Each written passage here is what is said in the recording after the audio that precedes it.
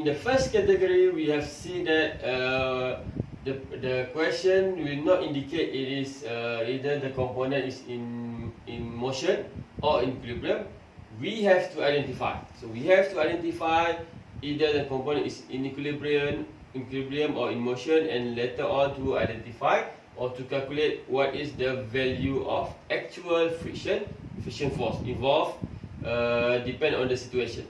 Okay, now in the second category, the question normally will directly tell you that the system is in equilibrium. Okay, the system is in equilibrium. So we directly confirm that the system is static, not moving. So most of the question will ask you to find the limit. Okay, so you will be given one unknown. Doesn't matter is either m or p or mu and so on. Okay, you'll be given one unknown. So normally the question will ask you, for example, this one we are given the mass and the mu s. Okay, mu s, normally only mu s will be given because we know that the system is equilibrium. So don't need to have mu k. So we have mu s. So the question will ask you, what is the value or the range of value of P to maintain equilibrium, or what is the value of P to stop component from going downward, or to stop component from going upward. So the limit of the some value. Maybe in this case, what is the limit of P to maintain the system in equilibrium? Okay, so in this case we have two conditions. The first one, if the component is about to move downward, so on the verge of move upward, so on the verge of moving upward, it is still static but just on the limit to move. Okay, or the other way is moving downward, so on the verge of moving downward. Okay, so depend on the condition. If we say that it is on the verge of moving upward, let's say this one, so the free body diagram will be mg and this is P. If the first case, the thing that is different is on the verge of moving upward, so this is your friction force.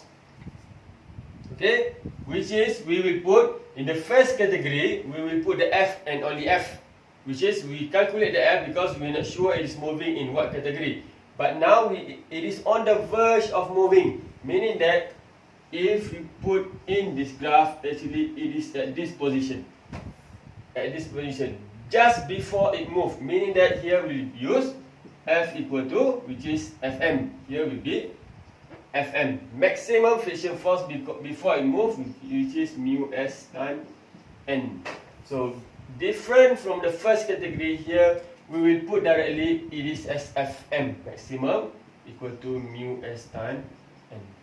Okay, in the first category we put the F because we don't know either it is at this point or right in between here. So we just put F. Now we know that it is on the maximum limit, so it is Fm. Okay, so different if it is on the verge of moving upward, so this is the free body diagram. If it is on the verge of moving downward, your free body diagram will be, here is mg, here is P, here is n. So the only thing different from here is the direction of friction, Fm equal to mu s n. The only difference between these two cases is the direction of friction force, maximum friction force. If you consider on the verge of moving upward, so friction force will go opposite. If you consider going downward, so friction force will be upward. So that is the only difference. And then you calculate your equation. You calculate the sigma f equal to 0 in x and y direction. Like from the first one, sigma f equal to 0, you will have the answer of P, limit up, limit down. Okay, so there is the second condition. We confirm it is static. We just need to find the some value to maintain the system equilibrium, meaning that we want to go to the maximum or limit level on the verge of moving. So we will use the mu Fm, okay, mu s times n. Okay, so we go to the example. Okay, so we will look at this example, which is exercise 11.16. Okay, we said determine the range of value something. Okay, so we'll do this one for category 2.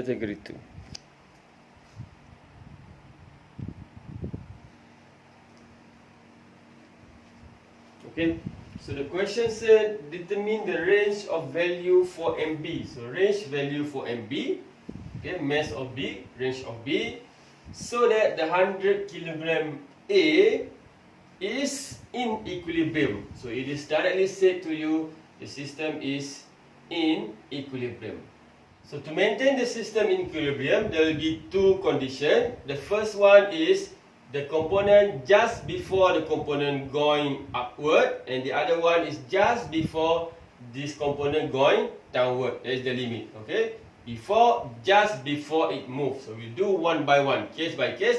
The first case, let's say we look at on the verge of moving downward. So meaning that this component A is just before it moves to the left. So the free body diagram, we will draw the free body diagram. Okay, and then we will put the first one, we have M. So M. So let's say we have mg. So mg. M is 100 G, so 981 Newton. And then we have T. Okay, so from here we have T from here and T from TB. So first this part. So we have, let's say we call it as TA.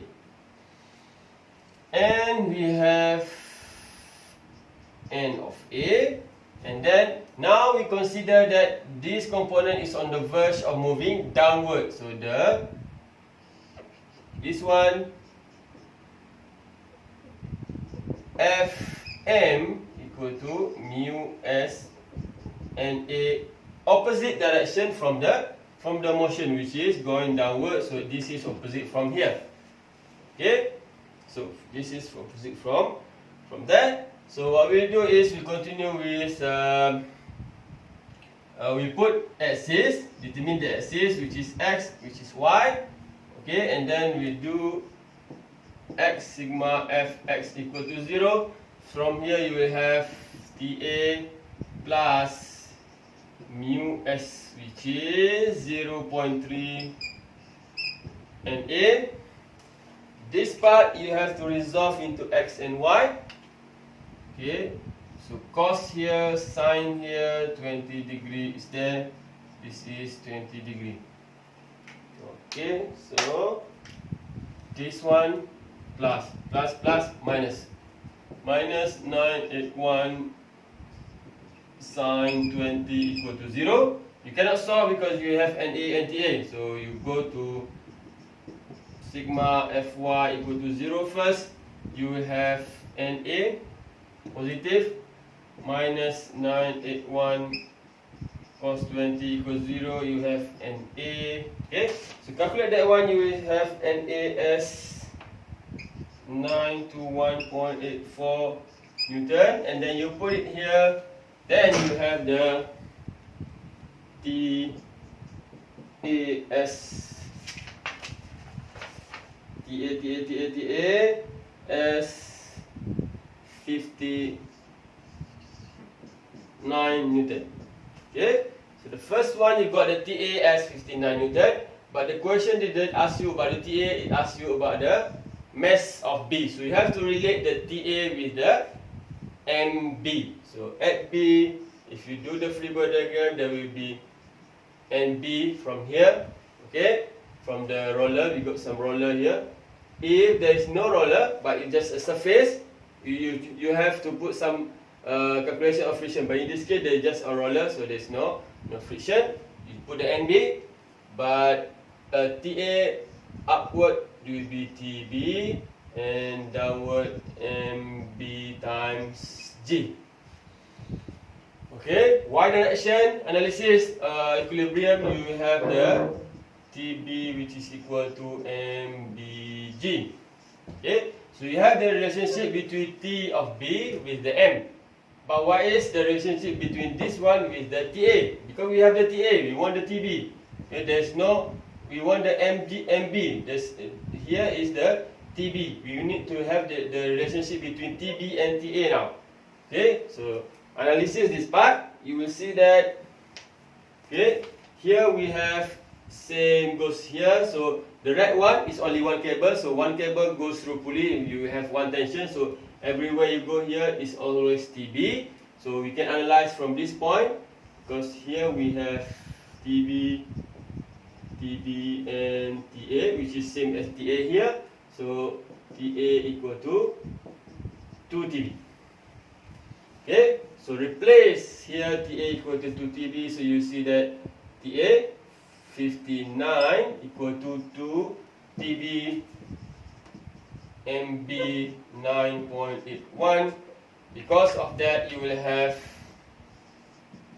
MB equal to, from my calculation, we have MB is 3 kilo. Okay, so you need to have the minimum value of 3 kilo. Okay, minimum value of 3 kilo before the component going downward. If the MB, mass of B is lower, less than 3 kilo, the mass of A will drag everything to the left. Okay, so we have A on the verge of moving down to this direction.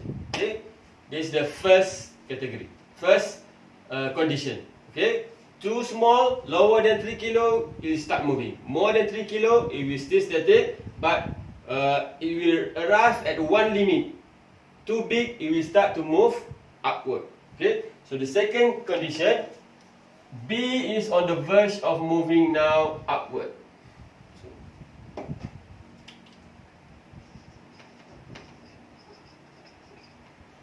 B on the verge of moving upward. Okay, so if the A is too big, the mass of the A will drag the B component to the right, going upward.